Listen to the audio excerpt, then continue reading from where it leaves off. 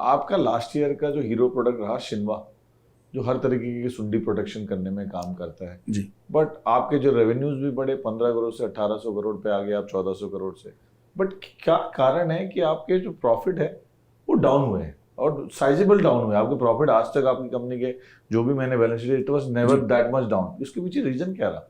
देखिए बड़ा डिफिकल्ट साल रहा।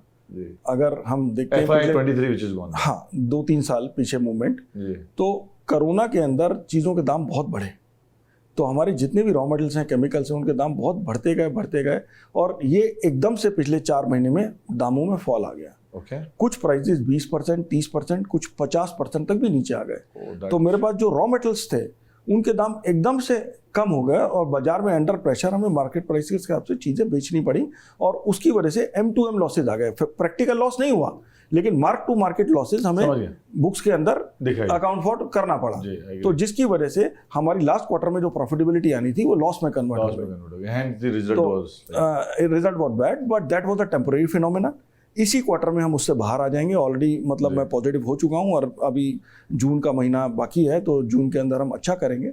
तो मैं समझता हूँ कि ब्रेक थ्रू लगाएंगे और हम खास तौर पे जो हमारे फोकस प्रोडक्ट्स हैं उन पे काफ़ी काम कर रहे हैं, जो कोरोना के दौरान हमने लॉन्च किए। इस साल भी कुछ लॉन्चेस हैं, लास्ट ईयर्स में भी लॉन्चेस हुए हैं। सब प्रोडक्ट्स बहुत अच्छा कर रहे हैं और क्योंकि ये न्यू जनरेशन प्रोडक्ट्स हैं तो बेटर रेवेन्यूज़ मिलेंगे कंपनी को, बेटर प्रॉफिटेबिलिटी भी आएगी।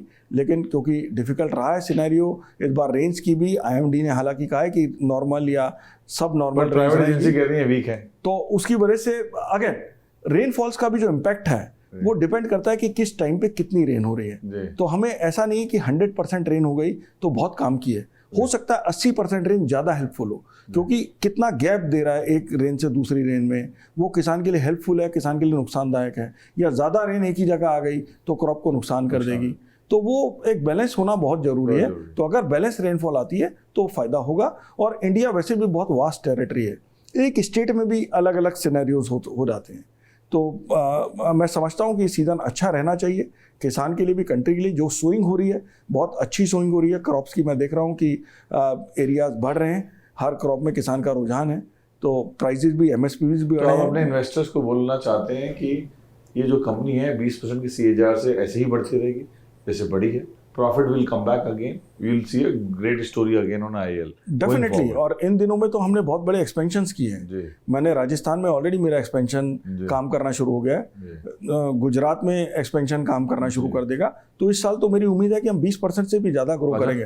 हालांकि प्राइसेस डाउन आ रहे हैं तो मुझे इन टर्म्स ऑफ वैल्यू 20% से ज़्यादा ग्रो करना थोड़ा चैलेंज होगा, लेकिन फिर भी मैं समझता हूं कि मुझे तीनों ही सेल्स डिपार्टमेंट मेरे सपोर्ट करेंगे। इंस्टीट्यूशनल सेल में भी ग्रोथ आएगा, ब्रांड सेल में भी ग्रोथ आएगा और इंटरनेशनल मार्केट में भी